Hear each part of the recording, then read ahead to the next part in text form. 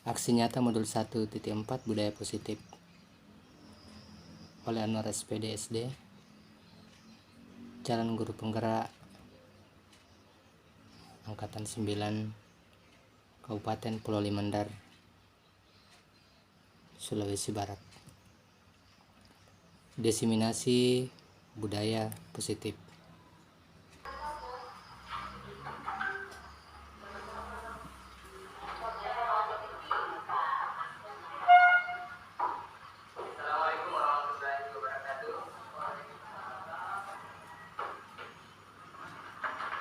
Saya ulangi, Assalamualaikum warahmatullahi wabarakatuh. Alhamdulillahirabbil alamin. Allahumma shalli ala sayyidina Muhammad wa ala ali sayyidina Muhammad. Yang kami hormati Ibu Kepala Sekolah, dan yang saya hormati Bapak Ibu Guru dan seluruh staf SDN dan 04 Akademi. Alhamdulillah pada hari ini kita dapat berkumpul dalam keadaan sehat walafiat dengan tujuan diseminasi atau sosialisasi ke rekan teman sejawat tentang budaya positif sesuai tugas yang saya emban sebagai guru penggerak pada modul 1.4 tentang budaya positif. Kemudian tak lupa pula kita mengirimkan salam dan salawat kepada baginda Nabiullah Muhammad SAW. Mudah-mudahan salawat yang selalu kita kirimkan dapat menjadi syafaat di dunia maupun di akhirat. Ibu Kepala Sekolah dan Bapak Ibu Guru serta staf yang saya hormati, izinkan saya pada hari ini untuk mengadakan sosialisasi tentang budaya positif. Tentu Bapak Ibu sudah sering mendengar tentang kata budaya. Ada yang bisa menjelaskan budaya itu adalah? Iya, betul sekali Bu, kebiasaan. Jadi kebiasaan positif, iya, berarti sesuatu yang baik. Inilah budaya positif yang akan kita coba budayakan di sekolah kita, kembangkan di sekolah kita, serta kita aplikasikan di sekolah kita. Iya, jadi budaya positif adalah kebiasaan-kebiasaan baik seperti bertanggung jawab, ya, menghargai, jujur, betul sekali Bu, jujur, iya, dan lain-lain sebagainya. Kemudian ada juga yang disebut dengan disiplin positif. Makna dari kata disiplin ini dimaknai menjadi sesuatu yang dilakukan seseorang pada orang lain untuk mendapatkan kepatuhan. Kita cenderung menghubungkan kata disiplin dengan ketidaknyamanan, ya. Jadi kedisiplinan yang kita bangun di sekolah itu pada dasarnya yang kita ingin capai adalah suatu kepatuhan. Budaya positif meliputi 6 hal, yaitu yang pertama perubahan paradigma stimulus respon, yang kedua konsep disiplin positif, yang ketiga keyakinan kelas, yang keempat pemenuhan 5 kebutuhan dasar manusia, dan yang kelima 5 posisi kontrol, dan yang keenam segitiga restitusi.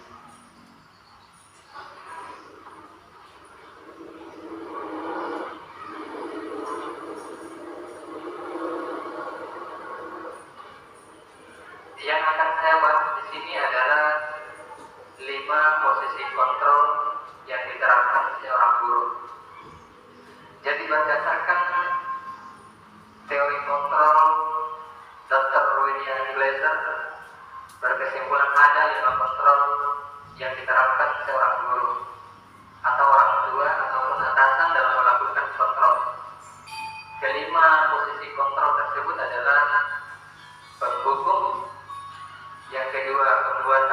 bersalah, yang ketiga sebagai teman, yang keempat sebagai pemantau, dan yang kelima sebagai manajer. Mari kita tinjau lebih dalam kelima posisi kontrol tersebut. Yang pertama, posisi penghukum. Jadi seorang penghukum bisa saja menggunakan hukuman fisik maupun verbal.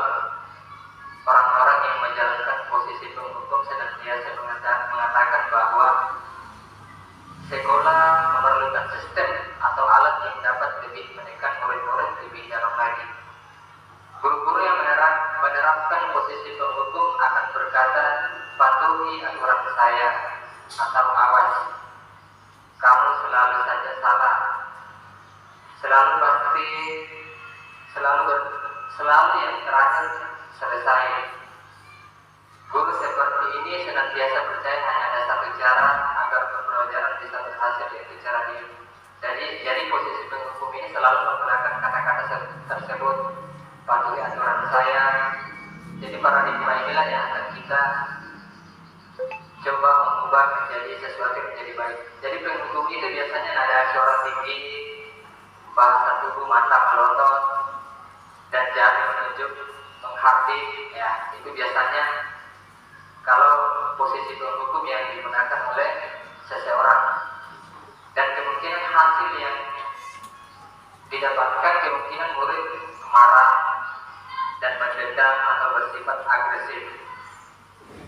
Bisa jadi sesudah kembali duduk, murid tersebut akan mencoret-coret bukunya atau meja tulisnya. Lebih buruk lagi, sepulang sekolah, murid melihat motor atau mobil dan akan menggores kendaraan tersebut dengan paku. Jadi biasanya kalau anak-anak kita berikan hukuman, biasanya dia marah atau mendendam. Ya. Kemudian posisi yang kedua adalah posisi membuat merasa bersalah. Ya. Jadi posisi ini biasanya guru akan bersuara lebih lembut. Pembuat merasa bersalah akan menggunakan keteningan yang membuat orang lain merasa tidak nyaman. Merasa bersalah atau rendah diri. Kata-kata yang keluar dengan lembut akan seperti ini. Ibu sangat kecewa sekali dengan kamu. Jadi misalnya kalau ada anak yang berbuat kesalahan, biasanya posisi pembuat merasa bersalah itu kata-kata ini yang diucapkan. Ibu sangat kecewa sekali dengan kamu.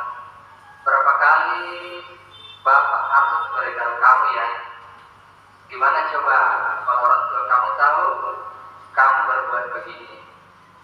Nah, ini kalimat-kalimat yang dilontarkan seorang guru atau orang tua apabila dia mengambil posisi membuat merasa bersalah.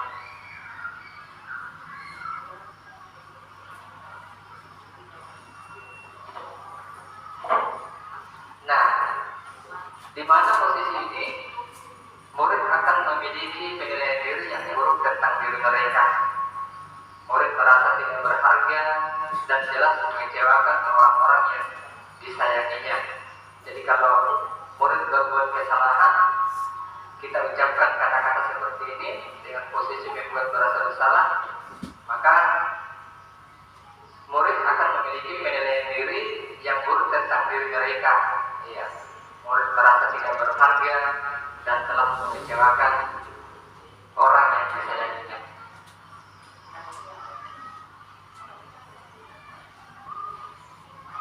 Posisi yang ketiga yang biasa dilakukan oleh guru adalah membuat, sudah tadi nih yang membuat merasa bersalah. Maksudnya posisi teman. Nah, jadi biasanya guru itu kalau misalnya ada siswa yang berbuat kesalahan, seorang guru itu biasanya memposisikan diri sebagai teman. Nah, guru pada posisi ini tidak akan menyakiti murid, namun akan tetap berupaya mengontrol murid melalui persuasi. Posisi teman pada guru bisa negatif ataupun positif. Positif di sini berupa hubungan baik yang terjalin antara guru dan murid. Guru di posisi teman menggunakan hubungan baik dan humor untuk mempengaruhi seseorang. Mereka akan berkata, Bapak ya. Ayo, ingat, tidak bantuan Bapak selama ini. Ya sudah, kali ini tidak apa-apa. Nanti Ibu bantu bereskan. Jadi kata-kata ini yang biasa dilontarkan seorang guru apabila dia memposisikan dirinya sebagai teman. Ya. Hal negatif dari posisi teman adalah, jadi ada hal negatifnya. Bila suatu saat guru tersebut tidak membantu, maka murid akan kecewa dan berkata, saya pikir Bapak atau Ibu teman saya. Murid merasa dikecewakan dan hanya akan bertindak untuk guru tertentu dan tidak untuk guru lainnya. Murid akan bergantung pada guru tersebut. Jadi kalau seorang guru memposisikan sebagai teman, maka hal yang negatif yang bisa terjadi seperti ini. Biasanya hanya guru itu yang dipedulikan oleh siswa itu, guru yang lain tidak dipedulikan. Ya, itu sisi negatifnya. Memposisikan guru sebagai teman. Nah, biasanya posisi guru sebagai teman adalah biasanya nada suara ramah, akrab, dan bercanda. Bahasa tubuh yang digunakan itu merapat pada murid, mata dan senyum jenaka. Ya, itu biasanya tanda-tanda jika seorang guru memposisikan sebagai teman. Kemudian hasil, ya, murid akan merasa senang dan akrab dengan guru. Ini termasuk dampak yang positif. Hanya saja di sisi negatif, murid menjadi tergantung pada guru tersebut. Ya. Bisa ada masalah, dia merasa bisa mengandalkan guru tersebut untuk membantunya. Akibat lain dari posisi teman, biasanya akan mengharap terhadap guru tersebut. Kita lanjut ke posisi pemantau. Jadi seorang guru sebagai pemantau. Ya, misalnya ada siswa yang melakukan sebuah kesalahan, maka guru memposisikan diri sebagai pemantau. Memantau berarti mengawasi. Pada saat kita mengawasi, kita bertanggung jawab atas perilaku orang-orang yang kita awasi. Posisi memantau berdasarkan pada peraturan-peraturan dan konsekuensi dengan menggunakan sanksi atau konsekuensi. Kita dapat memisahkan hubungan pribadi kita dengan murid.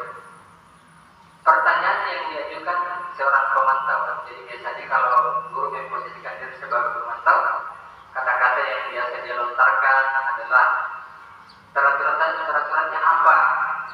Apa yang telah kamu lakukan? Sanksi atau konsekuensinya apa? Ya. Nah, seorang pemantau sangat mengandalkan perhitungan, catatan, data yang dapat digunakan sebagai bukti atas perilaku seseorang. Posisi ini akan menggunakan stiker.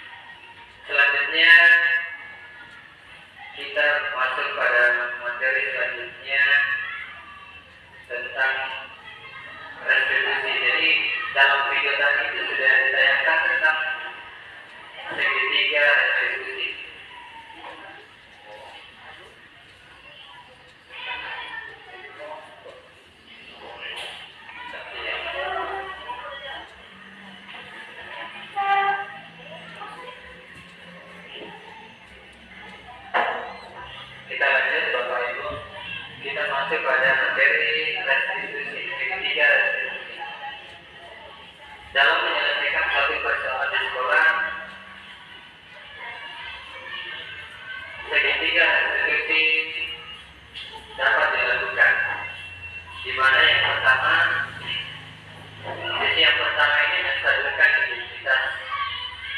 Bagian dasar dari segitiga bertujuan untuk mengubah identitas anak dari orang yang gagal karena melakukan kesalahan menjadi orang yang sukses. Anak yang melanggar peraturan karena sedang mencari perhatian adalah anak yang sedang mengalami kegagalan. Dia mencoba untuk memenuhi kebutuhan dasarnya, namun ada benturan. Kalau kita mengkritik dia, kita akan tetap membuatnya dalam posisi gagal. Kalau kita ingin dia menjadi reflektif, maka kita harus meyakinkan si anak dengan cara mengatakan kalimat-kalimat ini. Nah, jika ada anak yang berbuat salah, kita utarakan kalimat-kalimat seperti ini. Berbuat salah itu tidak apa-apa. Tidak ada manusia yang sempurna.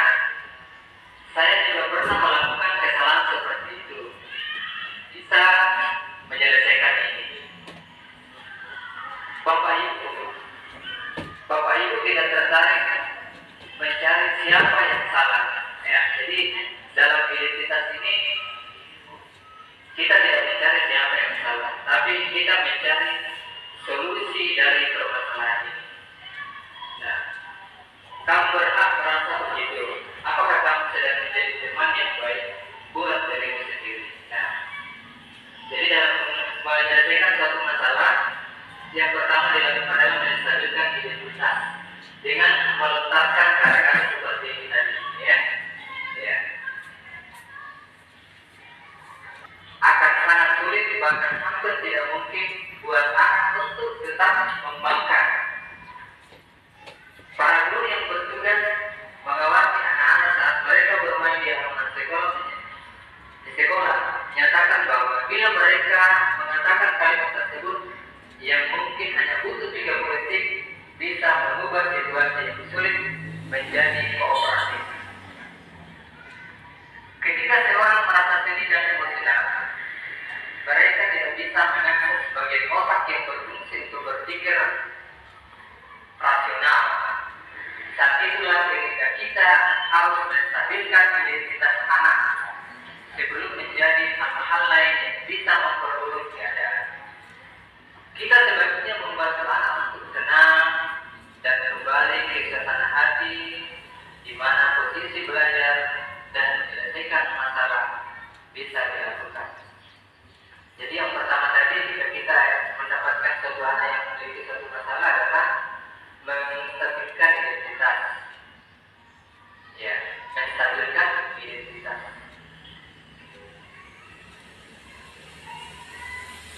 Lanjut, tentu akan terus melakukan restitusi bila anak yang berbuat salah terus berfokus pada kesalahannya. Ada 3 alasan untuk ini. Yang pertama, rasa bersalah menguras energi dan pikiran karena menjadi beban dalam diri dan pikiran. Jadi kalau ada anak yang merasa bersalah, itu menguras energi dan pikiran mereka. Yang kedua, ketika kita merasa bersalah, kita mengalami identitas kegagalan. Dalam posisi ini, orang akan cenderung menyalahkan orang lain atau mempertahankan diri daripada mencari solusi. Yang ketiga, perasaan bersalah membuat kita terperangkap pada masa lalu, di mana kita tidak bisa berbuat apa-apa lagi. Kita hanya bisa mengontrol apa yang akan terjadi di masa kini dan masa akan datang. Yang kedua, setelah kita menstabilkan identitas, yang kedua adalah validasi tindakan yang salah. Setiap tindakan kita dilakukan dengan suatu tujuan, yaitu memenuhi kebutuhan dasar. Kalau kita memahami kebutuhan dasar, apa yang menjadi sebuah tindakan, kita akan bisa melakukan cara-cara paling efektif untuk memenuhi kebutuhan tersebut. Menurut teori kontrol, semua tindakan manusia baik atau buruk pasti memiliki maksud dan tujuan tertentu. Seorang guru yang memahami teori kontrol pasti akan mengubah pandangannya dari teori stimulus respons cara berpikir proaktif yang mengenali tujuan dari setiap tindakan. Kita mungkin tidak suka sikap seorang yang terus-menerus meremehkan, tapi bila sikap itu mendapat perhatian kita, maka itu telah memenuhi kebutuhan anak tersebut. Kalimat-kalimat di bawah ini mungkin terdengar asing buat guru, namun bila dikatakan dengan nada tanpa menghakimi, akan memvalidasi kebutuhan mereka.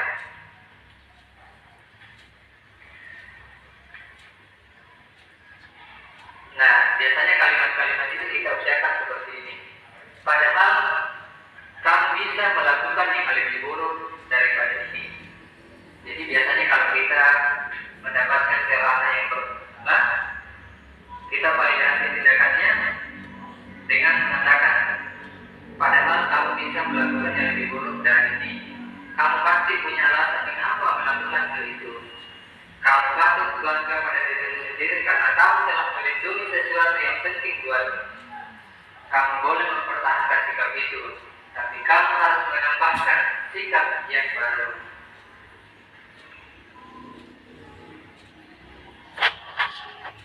Biasanya guru menyuruh anak untuk menghentikan sikap yang tidak baik, tapi teori kontrol menyatakan bahwa resep itu tidak manjur.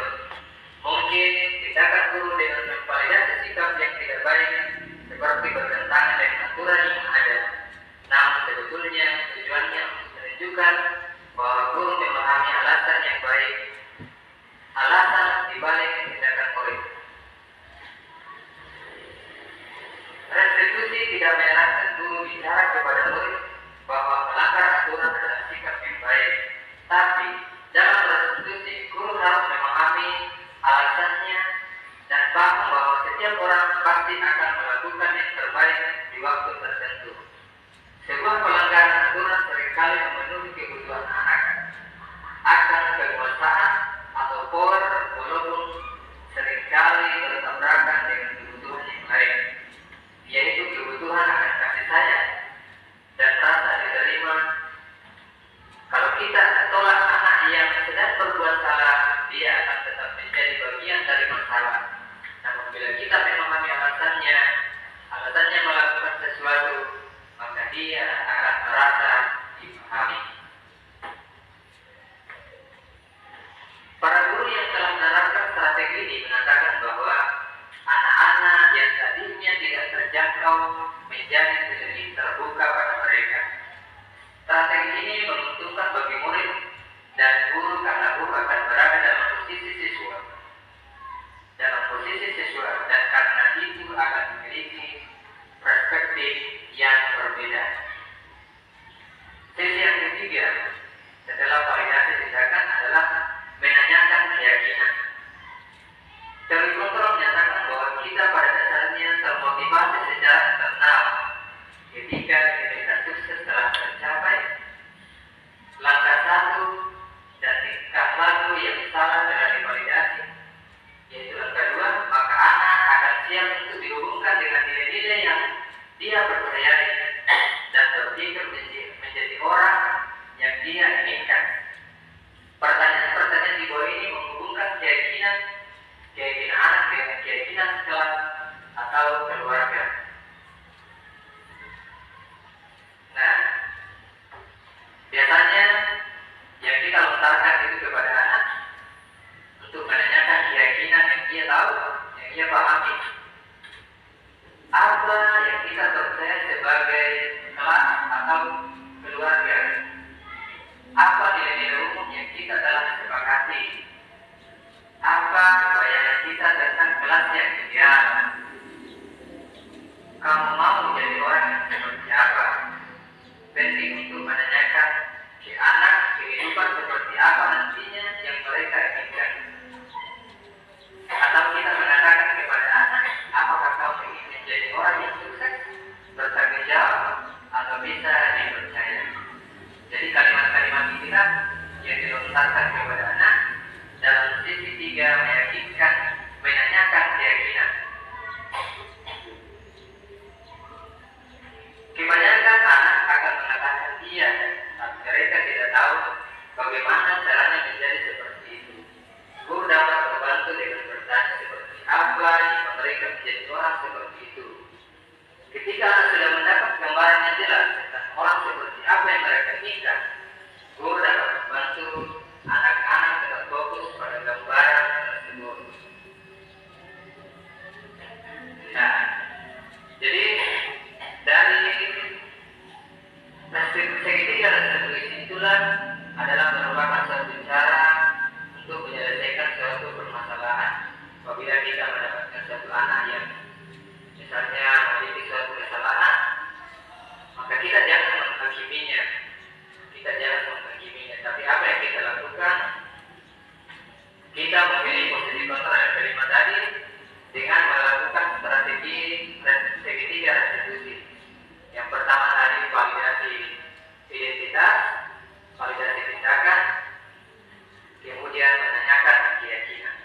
Nah, seperti contoh pada video tadi itu, anak terlambat ke sekolah pada posisi kontrol, ya, pada posisi kontrol biasanya kita mengatakan memang kita terlambat, tapi tidak apa-apa, lain kali jangan terlambat lagi. Ya, biasanya kita mengatakan hal-hal yang demikian. Setelah itu kita berikan motivasi kepada anak dan kita menanyakan keyakinan kelas yang telah kita sepakati agar dia mampu menyadari akan kesalahannya dan mampu merubah akan perilaku untuk tidak berbuat seperti itu lagi.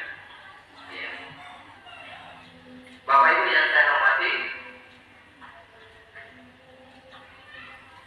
barangkali mungkin ini yang bisa saya sampaikan dari apa yang telah saya pakai ini adalah posisi kontrol yang ada 5 posisi kontrol. Saya ulangi kembali sebagai kesimpulan, bisa digunakan oleh adalah yang pertama sebagai pendukung, yang kedua membuat merasa bersalah, yang ketiga sebagai teman, yang keempat sebagai pemantau, yang kelima sebagai manajer. Kita membuat keyakinan ya, sebagai bentuk budaya ya, sebagai bentuk kebajikan ya. Yang pertama yang telah ditulis keyakinan kelas adalah disiplin waktu. Yang kedua oleh Hairil, menghargai ya, menghargai bukan hanya teman saja. Siapa yang perlu dihargai? Guru. Nah, dan semua orang yang ada di sekolah, warga sekolah ya. Oke, jadi menghargai. Yang ketiga apa? Yang kita mau ya, sudah masuk disiplin waktu itu ya. Waktu belajar, masuk belajar. Waktu istirahat, istirahat.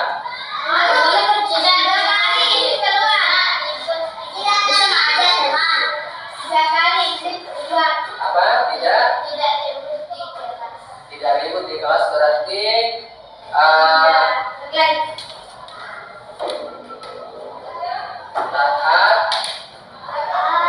atau patuh ya. Boleh taat dan patuh. Taat dan patuh. Kemudian keempat apa? Tertib. Terus tertib. Ya, tertib. Yang masih itu tertib. Misalnya pada saat masuk kelas,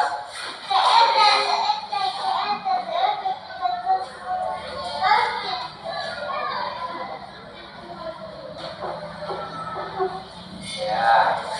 Oke, nah. Bagaimana kalau kita bekerja? Bolehkah kita menyetek?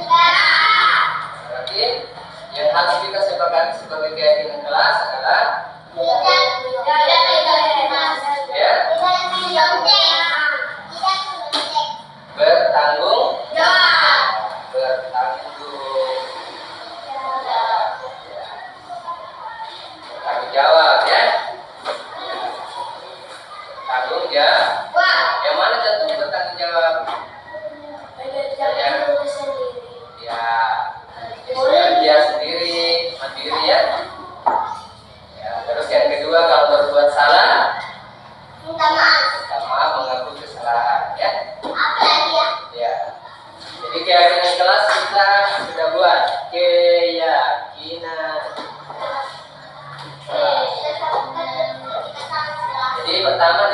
waktu. Waktu belajar kita belajar, waktu istirahat kita istirahat, waktu pulang kita disiplin waktu juga. Ada tugas selesai tepat waktu deh. Halo, ada tugas selesai tepat waktu. Itu dia disiplin ya. Kemudian menghargai. Yang mana contohnya menghargai? Tidak mengganggu teman, tidak menyentuh, tidak berkelahi, apalagi mendengarkan pendapat teman, ya, saling membantu, ya, saling menyayangi. Kemudian taat dan patuh, ya, taat dan patuh kepada siapa? Guru, ya. Ada kalau di sekolah taat dan patuh kepada guru, kalau di rumah bapak, tua, ya, kakek, nenek, ya, kakak, ya, orang-orang yang lebih tua dari kita nih, ya. Kemudian tertib, yang mana contohnya tertib? Ya, tidak ribut, tidak berdesakan-desakan pada saat masuk kelas, itu namanya tertib, deh. Tidak berkeliaran pada saat belajar, itu namanya tertib, ya. Ya, oke, jelas tertib. Yang kelima, bertanggung jawab, bekerja sendiri, ya, ya. Kemudian mengakui kesalahan, ya, dapat mempertanggungjawabkan apa yang telah ia lakukan. Itu namanya bertanggung jawab. Jadi keyakinan kelas kita sudah kita sepakati bersama, kalian yang membuat bersama dengan guru, ya. Disepakati semua ini? Sepakat ya? Katakan sepakat.